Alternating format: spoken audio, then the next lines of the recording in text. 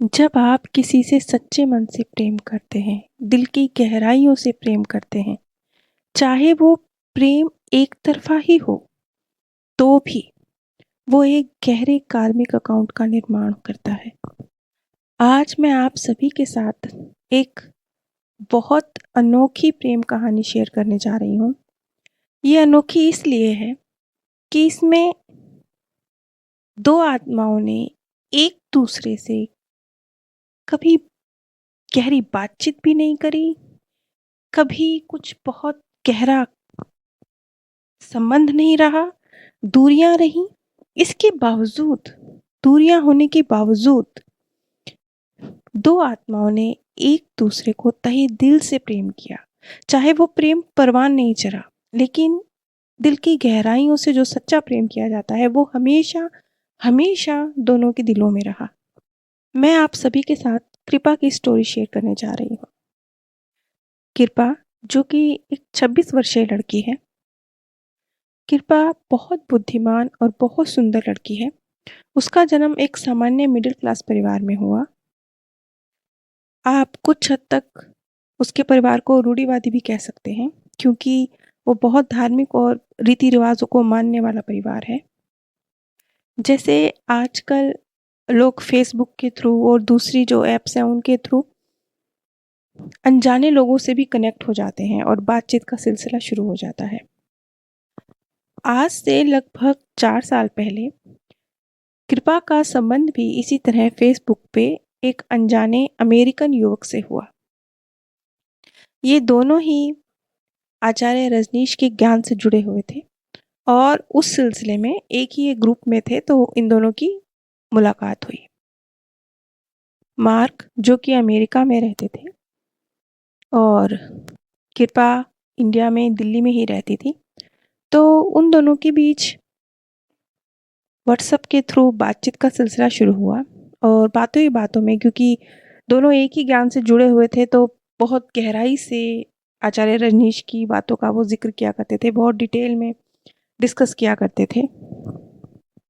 इसी तरह से दोनों के बीच में बहुत गहरी बातचीत होने लगी और आध्यात्मिक स्तर पर दोनों को एक दूसरे से बहुत गहरा जुड़ाव महसूस होने लगा। और ये सिर्फ कृपा की तरफ से नहीं था, मार्क की तरफ से भी था। दोनों ही एक दूसरे के प्रति प्रेम, एक आकर्षण फील करते थे। लेकिन कृपा क्योंकि बहुत रूढ़िवादी परिवार की थी, तो वो भी ये बात अच्छी तरह से जानती थी कि उनकी फैमिली इस चीज़ के लिए कभी अलाउड नहीं करेगी। अगर वो मार्क के साथ जीवन में आगे बढ़ने की सोचे तो कभी परमिशन नहीं दी जाएगी। सेम चीज़ मार्क के साथ भी थी। मार्क भी ये बात जानते थे कि उनकी फैमिली की तरफ से कृपा के साथ अगर वो रिश्ता जोड़ने की कोशिश करेंगे तो कभी भी स्वीकार नहीं किया जाएगा। कृपा के आर्थिक हालात भी ऐसे नहीं थे, ऐसी स्थितियां भी नहीं थी कि वो अमेरिका जाके मार्क से मिलने की कोशिश करती। ऐसी बातचीत कभी बनी ही नहीं। एक दिन कृपा के पास मार्क का एक मैसेज आया, जिसमें मार्क ने उसे जानकारी दी कि उसे कैंसर है और वो कैंसर की तीसरी स्टेज पर है। बहुत देरी से ये चीज़ उनकी पकड़ में आई है कि जब कैंसर अपनी तीसरी स्टेज पर पहुंच चुका था, तब माँ की बात जान पाए कि वो इस चीज़ से ग्रसित है। कृपा के लिए तो ये अनबिलीवेबल था। कृपा सपने में भी नहीं सोच सकती थी कि अभी तो एक जैसे प्रेम परवान चढ़ रहा था, अभी तो जैसे मेल मुलाकात होगा, कुछ आस बंधी थी कि हम लोग कुछ भविष्य के लिए कुछ मिलके सोचेंगे, और यहाँ इतनी बड़ी बात कि मार्क शायद अब ज्यादा लंबे अरसे तक इस दुनिया में रहेगा ही नहीं। ये बात कृपा के लिए बहुत बहुत दुखदाई थी। लेकिन फिर भी मार्क का जो पूरा जो प्रोसीजर था, वो हॉस्पिटल में भी एडमिट थे, तब भी वो फ़ोन पर कनेक्ट रहते थे, बहुत बातचीत होती थी, सब कुछ था। लेकिन बहुत जल्दी ये प्यार एक जुदाई में और दर्द में कन्वर्ट हो गया, क्योंकि मार्क इस दुनिया को छोड़कर चले गए।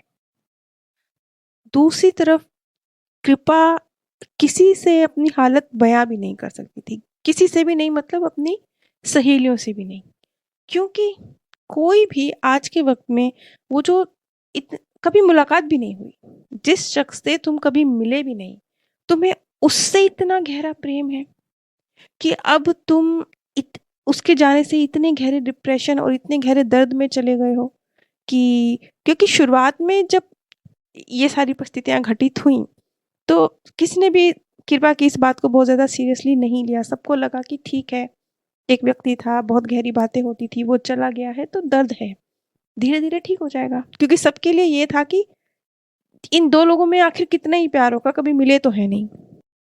लेकिन इस चीज़ को लगभग 4 साल गुज़र चुके थे।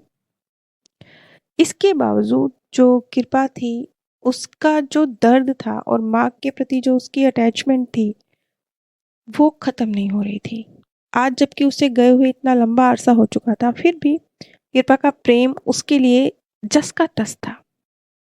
जबकि वो जानती थी कि अब तो आगे बढ़ना ही है, माँ की इस दुनिया में नहीं है। लेकिन फिर भी वो ये बात जानना चाहती थी कि क्यों वो माँ को चाहकर भी बुला नहीं सकती, चाहकर भी आगे बढ़ नहीं पा रही। कृपा का जब पीएलआर किया गया, कृपा का पीएलआर थोड़ा डिफिकल्ट था क्योंकि पहले सेशन में तो बहुत कोशिशों के बाद भी कृपा बहुत गहराई से अपना पास्ट नहीं देख सकी। दूसरे सेशन में भी उसने कुछ एक दृश्य ही देखे, बहुत गहराई से उसने तब भी कुछ नहीं देखा। लेकिन बहुत छोटे-छोटे टुकड़ों में जो तस्वीर सामने आई और जो कुछ निकल के आया, वो मैं आप सभी के साथ शेयर कर रही हूँ। कृपा कहते हैं, अंग्रेजों का समय है।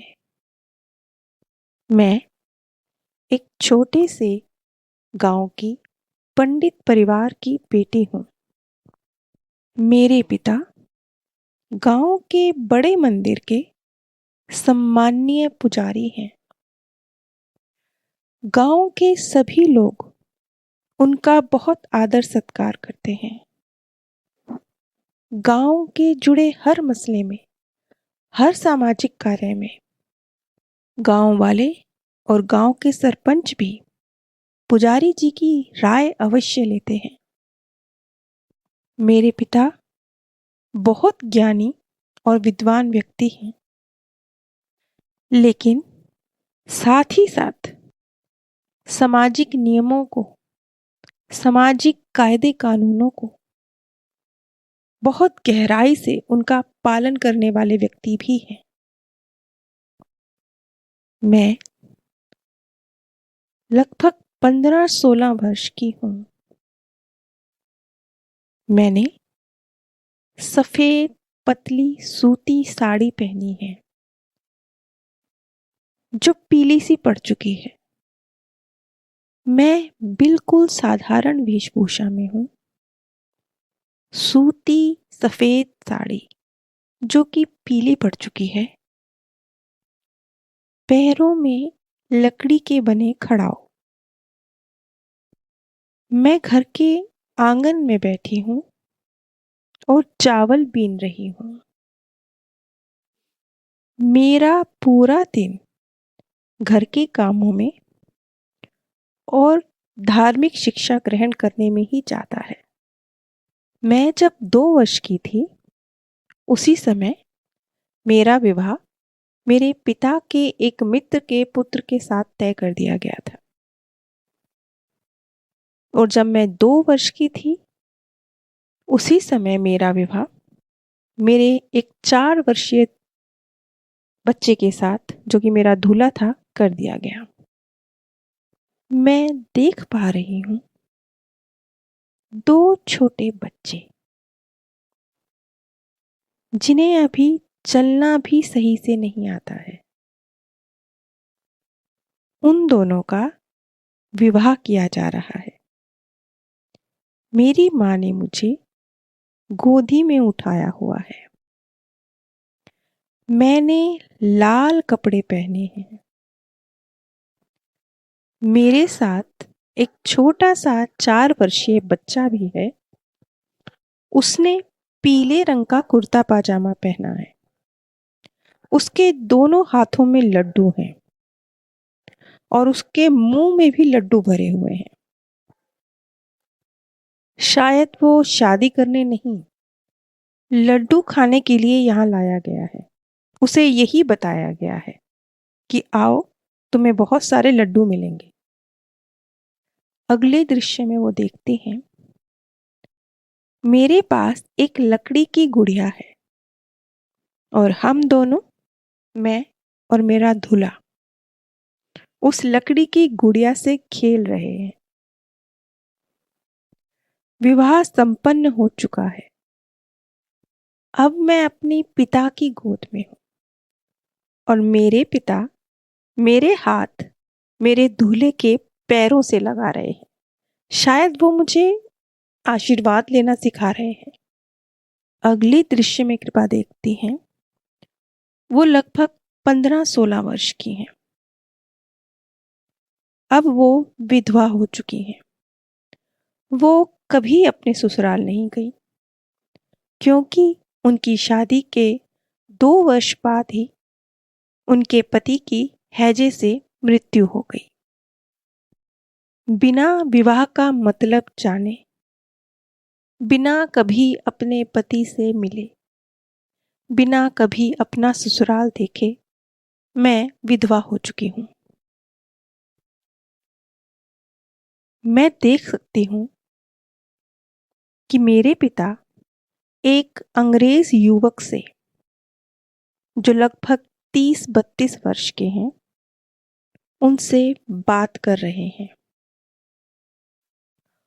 वो युवक बहुत ठीक ठाक हिंदी बोल पाते हैं। उनका चेहरा बहुत सौम्य है और वो एक बहुत आकर्षक युवक है। शायद वो ब्रिटिश सेना के ऑफिसर हैं और हमारे गांव में ही रहते हैं। वो मेरे पिता को समझाते हैं, आपकी बेटी अभी बहुत युवा है, इसके आगे बहुत बड़ा जीवन है, इसके विवाह की चिंता कीजिए। जो कुछ हुआ वो अर्थहीन था, वो समाप्त हो चुका। जीवन आगे बढ़ने का नाम है, इसे मत रोकिए। मेरे पिता बहुत धैर्यपूर्वक उनकी बातें सुन रहे हैं और उनको बहुत सम्मान दे रहे हैं। वो मेरे पिता के लिए बहुत सम्माननीय व्यक्ति हैं और उनकी बातों की मेरे पिता के लिए बहुत अहमियत है। इसका एक कारण ये भी हो सकता है कि वो एक पावरफुल पोजीशन में है और मेरे पिता के लिए ये आवश्यक भी है कि वो उनकी बातों को सुने, उन्हें सम्मान दे। मैं कमरे के अंदर से, झरोके से उन्हें देख रही हूँ। मेरी और उनकी आंखें मिलती हैं। उनके चेहरे पर मुस्कुराहट है। मुझे लगता है कि सिर्फ मैं ही नहीं, वो भी मुझे पसंद करते हैं। एक अनकहा सा प्रेम, बस दूर से निहारता हुआ प्रेम। वो अक्सर मेरे पिता के पास आते हैं और उनसे ढेरों बातें करते हैं। उनकी बातों का मुख्य विषय मैं ही होती हूँ, क्योंकि वो मेरे पिता को इस बात के लिए प्रेरित करते हैं कि उन्हें मुझे शिक्षित भी करना चाहिए और मेरा विवाह भी करना चाहिए।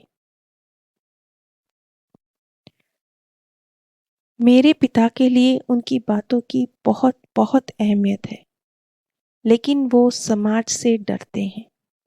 उनमें इतनी ताकत नहीं कि वो समाज के खिलाफ जाकर मेरा विवाह कर सकें। अगले दृश्य में मैं देखती हूँ, घर के आंगन में ही छोटा सा हवन कुंड बना है और वहां मेरा दूसरा विवाह किया जा रहा है। और इस विवाह में वो अंग्रेज युवक भी शामिल है। उनके चेहरे पर मुस्कुराहट है, लेकिन उनकी मुस्कुराहट के पीछे जो आंखों में उदासी है उसे बहुत आसानी से साफ पढ़ा जा सकता है। ऐसी ही स्थिति में भी है। मैं नहीं जानती कि इतनी खुशी के मौके पर, जबकि मेरा विवाह हो रहा है, मुझे आनंदित होना चाहिए, लेकिन मैं उदास हूँ। मुझे इस उदासी की वजह भी नहीं पता। मैं सिर्फ इतना जानती हूँ कि मैं उस अंग्रेज युवक से दूर नहीं जाना चाहती। इस विवाह की खुशी से ज्यादा मुझे उस अंग्रेज ऑफिसर से दूर जाने का, दोबारा उसे ना देख पाने का दुख है। ये सेशन यही समाप्त होता है।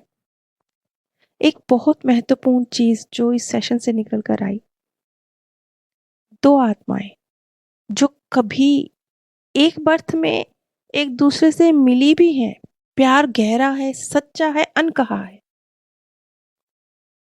दोबारा भी मिली हैं। यहां तो मुलाकात भी नहीं हुई, सिर्फ बातें हुई, लेकिन यहां भी इतना गहरा और सच्चा प्रेम है। लेकिन दुख की बात यह कि ना तो ये प्रेम उस बर्थ में परवान चढ़ सका और ना ही इस बर्थ में। इस जन्म में तो ये प्रेम जरूर परवान चढ़ भी जाता अगर मार्क को आयु मिली होती, लेकिन क्योंकि मार्क की आयु बहुत कम थी तो इस कारण से ये प्रेम अपनी मंजिल तक नहीं पहुंच सका। ये वो प्रेमी हैं जो एक दूसरे से तहे दिल से, दिल की गहराइयों से अनकंडीशनल प्रेम करते रहे और उस प्रेम की ऊर्जा से जीवन परिवर्तित करते रहे। मार्क ने पूर्व जन्म में कृपा का जीवन पूरी तरह से परिवर्तित किया, एक नई दिशा दे दी।